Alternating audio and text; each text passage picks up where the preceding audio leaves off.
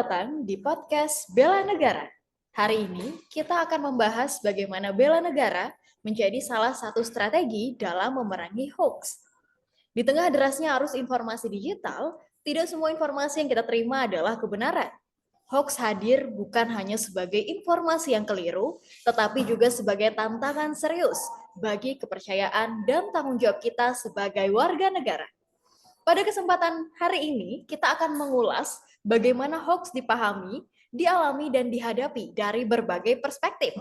Sudah hadir dengan kita hari ini teman-teman dari KPU Kabupaten Barito Utara dan Universitas Palangkaraya. Langsung saja kita masuk ke segmen yang pertama dengan narasumber ada Bapak Mito, Ibu Mita, dan Ibu Fristi yang akan mendalami tentang apa hoax itu. Menurut Bapak Ibu, apa yang Bapak Ibu pahami tentang hoax? Dan menurut Bapak Ibu, apa dampak paling nyata yang ditimbulkan dari hoax? Silakan. Terima kasih. Menurut saya, hoax atau disinformasi secara umum adalah informasi yang tidak benar atau menyesatkan yang disebarkan secara sengaja untuk mempengaruhi opini publik, menimbulkan keresahan, atau menguntungkan pihak tertentu. Hoax biasanya dikemas seolah-olah benar, menggunakan judul provokatif, dan tidak memiliki sumber yang dapat diverifikasi. Nah, saya sedikit menambahkan penjelasan dari Bapak Sarmito tadi. Di era digital seperti saat ini, hoax banyak beredar melalui media sosial dan aplikasi percakapan, sehingga penyebarannya sangat cepat dan luas.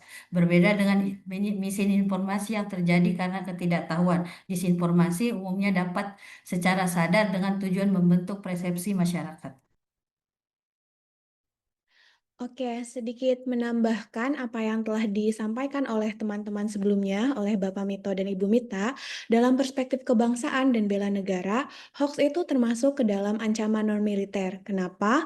Karena dapat memecah persatuan, menimbulkan konflik sosial, serta menurunkan kepercayaan publik terhadap pemerintah dan lembaga negara.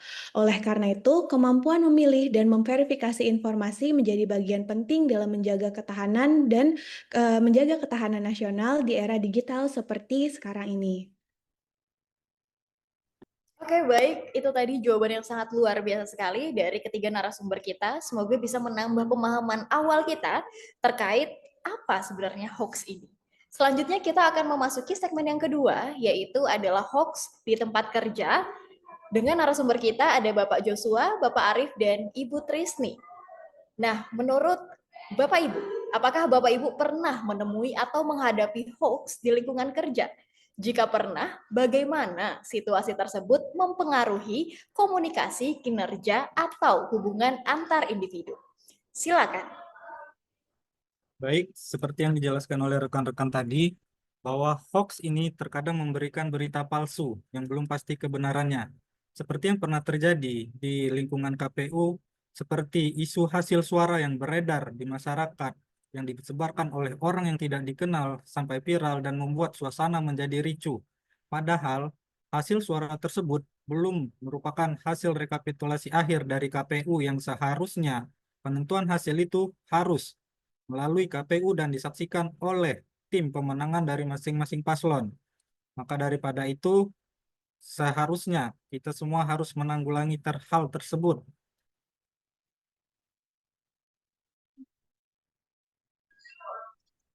Baik, sedikit menambahkan, salah satu bentuk hoax yang pernah terjadi di lingkungan KPU, terutama di suasana pemilihan calon pemimpin yang baru, baik saat pemilu ataupun saat yaitu adanya informasi tentang kertas suara yang berlebih dibagikan kepada salah satu calon. Informasi seperti ini tentu saja menimbulkan kegaduhan di tengah masyarakat.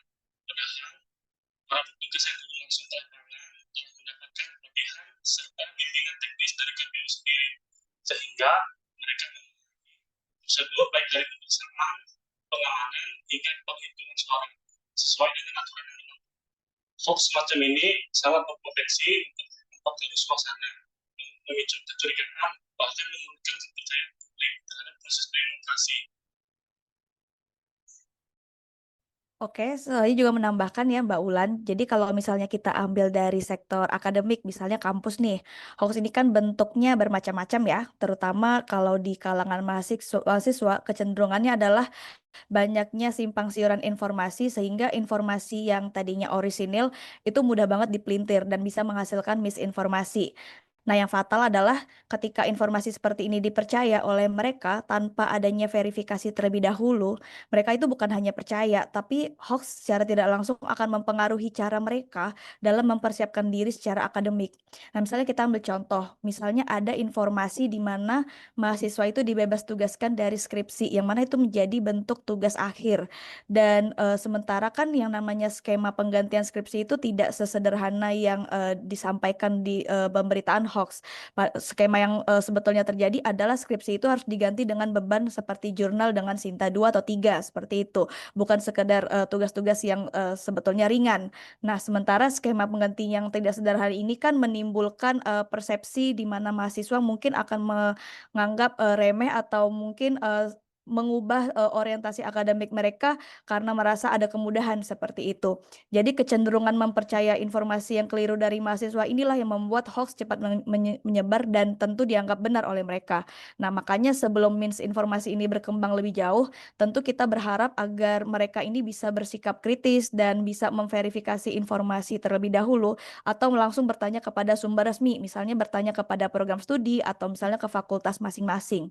Sehingga literasi informasi ini kan bukan hanya penting tapi juga esensial agar mahasiswa tidak mudah terpengaruh oleh informasi yang belum tentu benar. Kira-kira seperti itu Mbak Ulan.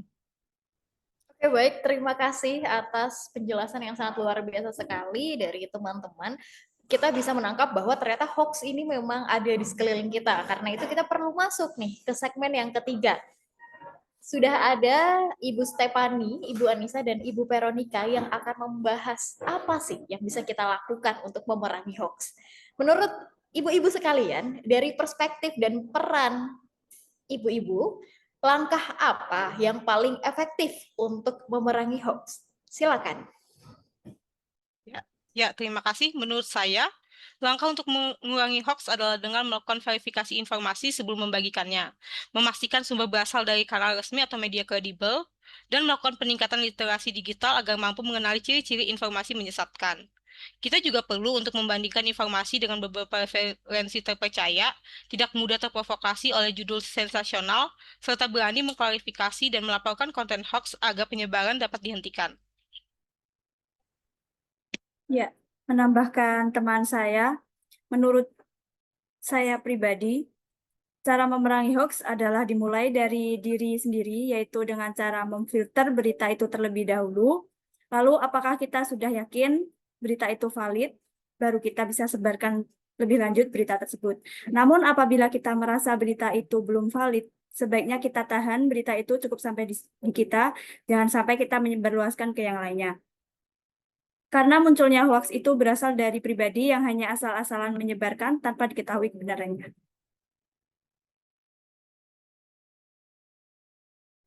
Dalam kacamata saya, kita dapat tidak mudah untuk percaya terhadap informasi-informasi viral.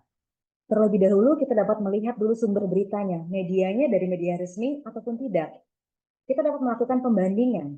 Bagaimana pembandingan itu sumber terpercaya, apakah dapat kita sebarkan atau tidak. Meningkatkan literasi digital, respon terhadap secara cepat terhadap isu-isu yang gampang lebih viral.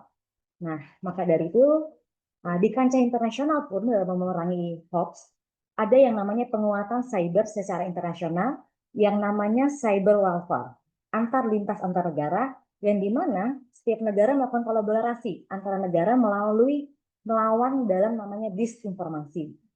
Dapat dikutip bahwa hal-hal besar tidak tercipta setiap hari. Maka berilah nilai positif pada hal-hal kecil, supaya hal besar datang dapat memberikan kepercayaan bagi kita. Mungkin hanya itu pendapat dari saya. Terima kasih.